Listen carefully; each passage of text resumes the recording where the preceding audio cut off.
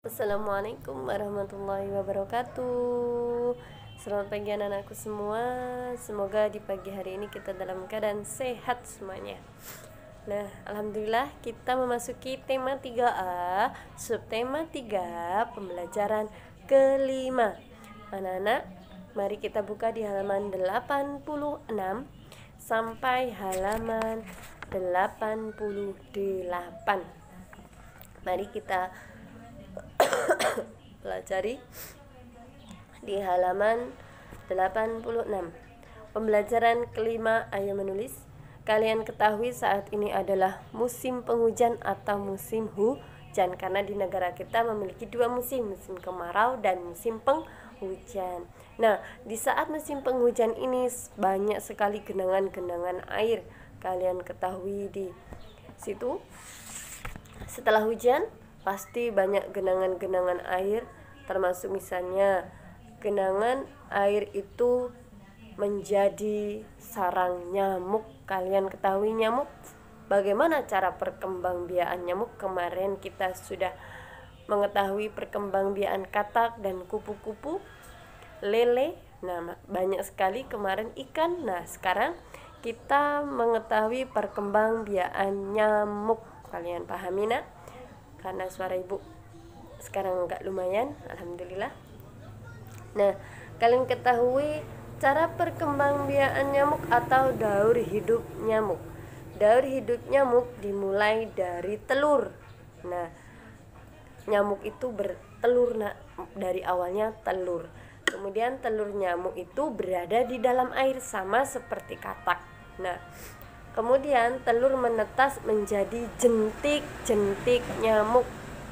Nah, atau yang bahasa kerennya tempayak. Nah, jentik-jentik nyamuk atau tempayak. Nanti kalian ditanya tempayak itu apa, kalian tidak tahu. Nah, sekarang Ibu kasih tahu, tempayak itu jentik-jentik nyamuk.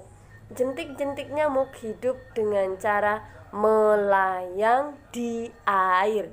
Dia melayang di air, contohnya kalau kalian punya bak mandi atau jeding, kalau tidak sering dikuras maka akan tumbuh jentik-jentik nyamuk yang melayang di air. Nah, kalian harus rajin mencuci bak mandi kalian atau jeding. Nah, bahasa kerennya jeding. Nah, jentik-jentik juga mendapatkan makanan di air. Nah, jentik-jentik itu makan di dalam air. Nah, jentik-jentik terus bergerak di air. Karena dia hidupnya di air, maka dia makan minum semuanya di air. Jentik-jentik itu kemudian tumbuh dan berubah menjadi pupa, kayak kepompong itu. Nah, bahasa di dalam nyamuk itu pupa tidak bergerak. Nah, pupa itu tidak bergerak di dalam air. Pupa dapat berpindah karena dorongan atau gerakan air. Ketika ada angin yang mendorong air itu, maka pupa itu akan bergerak, tapi dia tidak bergerak sendiri, dia mengikuti arus air. Nah, selanjutnya pupa berubah menjadi nyamuk. Nah, di situ nyamuk terbang ke udara. Setelah dia menjadi nyamuk, nyamuknya terbang, yang dia mencari makan dengan menggigit-gigit kita, dengan mencari darah. Nah, setelah itu nyamuk dewasa akan kembali ke air untuk bertelur. Dia akan kembali lagi ke air untuk bertelur, untuk memperbanyak nyamuk. Cara perkembangbiakan nyamuk itu dengan cara bertelur, maka nyamuk dewasa akan bertelur di dalam air. Kemudian beberapa jenis nyamuk diletakkan telurnya di air yang kotor. Nah, kalau airnya kotor maka nyamuk sangat suka bertelur di situ. Jadi kalian harus menjaga kebersihan air agar tidak ditelori nyamuk. Nah, ada juga yang meletakkannya di air jernih. Walaupun airnya jernih, jika dia tidak ditutup maka juga nyamuk akan bertelur di situ. Makanya kita harus menjaga kebersihan air di rumah kita agar nyamuk tidak mudah berkembang biak. Nah, di halaman 86 kalian bisa melengkapi. Di situ ada pilihan. Lengkapilah daur hidup nyamuk berikut dengan kata-kata yang tersedia. Di bawah itu ada melayang, jentik-jentik, kemudian bertelur, ada telur, pupa, kotor, dan nyamuk. Kalian sesuaikan dengan kolom yang kosong tersebut sesuai dengan kata-kata yang tersedia. Yang teliti nak, jangan terburu-buru. Kalian foto kemudian kirim ke WA ibu pribadi. Nah, setelah itu di halaman 87 bacalah cerita. Di situ nyamuk adalah salah satu jenis serangga, namun ada serangga lain selain nyamuk. Masih banyak jenis serangga di sekitar kita. Ada capung, ada kupu-kupu, juga belalang. Nina gemar sekali membaca buku tentang kupu-kupu. Dari buku tersebut Nina jadi tahu berbagai jenis kupu-kupu dari seluruh dunia. Kupu-kupu tersebut memiliki sayap yang sangat indah. Nah, perbedaan Nina dan Deli lebih suka. Nah, berbeda dengan Nina, Deli lebih suka membaca buku tentang tanaman bunga. Meskipun berbeda, buku kegemaran mereka sering membaca buku bersama. Nina senang mendengarkan cerita Deli tentang tanaman bunga yang dibaca. Deli juga senang ketika Nina menunjukkan gambar jenis kupu-kupu yang sangat disukainya. Nina dan Deli saling menghargai kegemaran masing-masing. Sikap saling menghargai membuat mereka tetap rukun. Nah, kalian pasti juga seperti itu. Ada yang suka membaca buku dongeng, ada yang suka membaca buku komik. Kalian bisa bertukar kegemaran kalian dengan cara bercerita. Nah, dengan perbedaan itu kalian harus saling menghargai, karena saling menghargai merupakan pengamalan sila kedua Pancasila. Kalian masih ingat nak?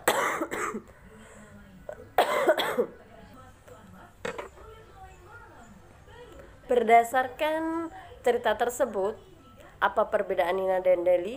Perbedaan mereka adalah kegemaran membaca buku yang berbeda-beda. Contohnya tadi Nina suka membaca buku tentang serangga, kemudian si suka membaca buku tentang tanaman. Itu merupakan perbedaan kegemaran di antara Deli dan Nina. Nah, kemudian dengan adanya perbedaan tersebut, mereka saling menghargai. Apa manfaatnya? Dengan cara menghargai, mereka saling hidup dengan rukun. Nah, kalian bisa lihat lanjut di halaman 88. Kita berhitung kembali nak. Kalian masih ingat perkalian? Kalian harus hati-hati dalam menghitung perkalian, karena ibu coba sewaktu masuk sip-sipan kemarin masih banyak yang belum paham tentang perkalian. Kalian pahami dengan baik-baik. Di situ nyamuk berkembang biak dengan bertelur. Nyamuk bertelur di genangan air. Sekali bertelur, nyamuk dapat menghasilkan kurang lebih 300 telur. Bagaimana cara menghitungnya? Nah, di suatu kolam ada 4 ekor nyamuk yang bertelur. Berapa kira-kira banyak telur? Berarti kalian gunakan perkalian 300 dikali 4, atau perkalian tukar yang juga bisa dikali 4 dikali 300. Nah, kalian perhatikan contohnya 300 dikali 4. Kita gunakan cara bersusun pendek. 0 dikali 4. Berapapun nilai yang dikalikan 0 tetap 0. Ingat-ingat nah. Nilai 0 dikalikan dengan nilai berapapun tetap 0. Berarti 0 dikali 4 tetap 0. Kemudian 0 dikali 4 lagi. Berarti hasilnya 0. Kemudian 3 dikali 4. Kalian ingat 3 kali 4 adalah 12. Kita hitung dari belakang angka 3, berarti 0, 0, dan 2. Kita kasih titik, kemudian titik tersebut di belakang angka 1. Kalian ketahui berarti 300 dikali 4 adalah 1200 telur nyamuk. Nah, setelah kalian mengerjakan soal, kalian bisa buat soal cerita. Contohnya dengan nilai 4 dikali 200. Nah, misalnya di situ ada contoh soal cerita kita buat, nak. Kalian belajar membuat soal dari 4 dikali 200. Di sebuah peternakan terdapat 4 kandang besar anak ayam, berarti kandangnya ada 4. Kemudian setiap kandang berisi 200 ayam.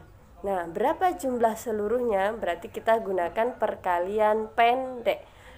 200 dikali 4, atau bisa dengan perkalian tukar 4 dikali 200. Nah, dengan cara panjang juga bisa.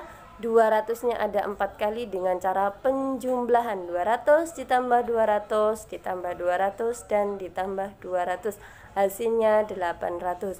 Dengan cara bersusun pendek berarti 200 dikali 4. 0 dikali 4. Berapapun nilai dikali 4 berapapun nilai yang dikalikan 0 itu tetap 0.